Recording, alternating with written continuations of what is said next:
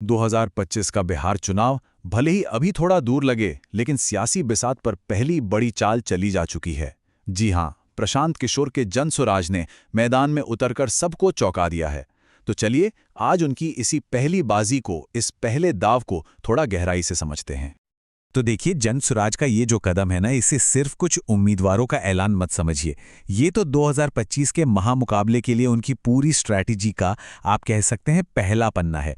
और यकीन मानिए, इसमें बिहार की राजनीति को बदलने के बड़े संकेत छिपे हैं।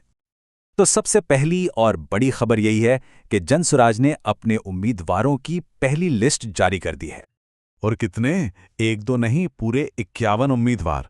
सोचिए जरा, चुनाव में अभी 1 साल से ज्यादा का वक्त बचा है और जनसुराज ने इतनी बड़ी लिस्ट एक साथ जारी कर दी है। मतलब साफ है, वो सिर्फ खेलने नहीं, जीतने के इरादे से आए हैं। अगर इन 51 सीटों को थोड़ा तोड़ कर देखें तो इसमें 44 जनरल सीटें हैं और 7 रिजर्व्ड हैं। लेकिन असली कहानी इन नंबरों में है ही नहीं। असली खेल तो इस बात में है कि ये सीटें आखिर दी किसे गई हैं, और यहीं से जनसुराज का असली गेम प्लान समझना शुरू होता है। तो चलिए अब आते हैं उस सबसे अहम सवाल पर, सामाजिक समीकरण। क्योंकि हम सब जानते हैं, बिहार की राजनीति में सब कुछ इसी पर टिका है। तो आइए देखते हैं जनसुराज ने अपने पत्ते कैसे बिछाए हैं। और यहां देखिए, इस चार्ट को देखते ही तस्वीर एकदम साफ हो जाती है। सबसे बड़ा हिस्सा 17 सीटें सीधे सीधे अति पिछड़ा वर्ग यानी ईबीसी को दी गई हैं। अभी कोई इत्तेफाक नहीं है, ये एक बहुत सोची समझी रणनीति है बिहार के सबसे बड़े वोट बैंक को अपनी तरफ खींचने की। जरा गौर कीजिए, ईबीसी और ओबीसी को अगर मिला दें तो ये जनसुराज की आधी से ज्यादा सीटें बन जाती हैं। ये एक बिल्कुल साफ संकेत है कि उनकी जो पूरी चुनावी इमारत है वो इसी सामाजिक गठबंधन की नींव पर खड़ी होने वाली है। देखिए, ईबीसी जो है वो बिहार का सबसे बड़ा आबादी वाला समूह है, और पॉलिटिकली देखें तो पारंपरिक तौर पर ये जेडीयू का कोर वोटर माना जाता रहा है। तो 17 सीटें देकर जनसुराज एक तरह से सीधे नीतीश कुमार के गढ़ में सेंध लगाने की कोशिश कर रहा है। और एक और दिलचस्प बात है, वाल्मीकि नगर से एसटी उम्मीदवार को टिकट देना। ये एक छोटी लेकिन बहुत महत्वपूर्ण चाल है। ये दिखाता है कि जनसुराज का ध्यान सिर्फ बड़े वोट बैंकों पर ही नहीं है, बल्कि वो उन छोटे छोटे समूहों पर भी फोकस कर रहा है जिन्हें अक्सर पार्टियां नजरअंदाज कर देती हैं। तो ये तो हो गई समीकरण की बात, नंबरों का खेल। लेकिन सवाल यह है कि इन समीकरणों को जमीन पर उतारेगा कौन? चलिए अब कुछ प्रमुख चेहरों पर नजर डालते हैं।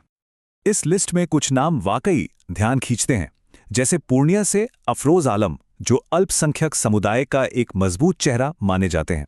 फिर सीतामढ़ी से उषा किरण, जो महिला प्रतिनिधित्व को सामने लाती है। और सारण से जयप्रकाश सिंह, जो सवर्णों को साधने की एक कोशिश के तौर पर देखे जा रहे हैं। समझने वाली बात यह है कि ये सिर्फ नाम नहीं है, ये अपने अपने इलाकों के बड़े खिलाड़ी हैं। तो ठीक है, हमने नाम देख लिए, नंबर देख लिए, पर इस पूरी लिस्ट का असली राजनीतिक मतलब क्या है? इसके पीछे की बड़ी स्ट्रैटेजी क्या है?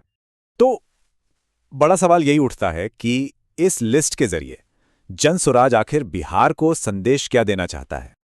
तो अगर सब कुछ समेट कर देखें तो तस्वीर क्या बनती है? पहली बात, ईबीसी ओबीसी सामाजिक गठबंधन पर जबरदस्त फोकस। दूसरी, अल्पसंख्यक समुदायों तक एक सोची समझी पहुंच बनाने की कोशिश। तीसरी, नए चेहरों के जरिए पुराने जातीय समीकरणों को एक नया एंगल देने का प्रयास। और सबसे बढ़कर, ये 2025 के लिए चुनावी जंग का एक बहुत ही शुरुआती और आक्रामक ऐलान है। लेकिन इन सब के बीच एक सबसे बड़ा सवाल जस का तस है। क्या ये नए चेहरे बिहार की उस पुरानी जमी जमाई सियासत को सच में बदल पाएंगे, या फिर ये भी बस एक और पार्टी बनकर रह जाएंगे? क्या वाकई कोई बदलाव आएगा? अब देखिए, जनसुराज की ये पहली चाल 2025 के नतीजों पर कितना असर डालेगी, ये तो आने वाला वक्त ही बताएगा। लेकिन एक बात तो तय है, बिहार की चुनावी बिसात पर एक नया और शायद सबसे अप्रत्याशित खिलाड़ी मैदान में उतर चुका है। अब सवाल सिर्फ इतना है, ये खिलाड़ी किंग बनेगा या किंग मेकर?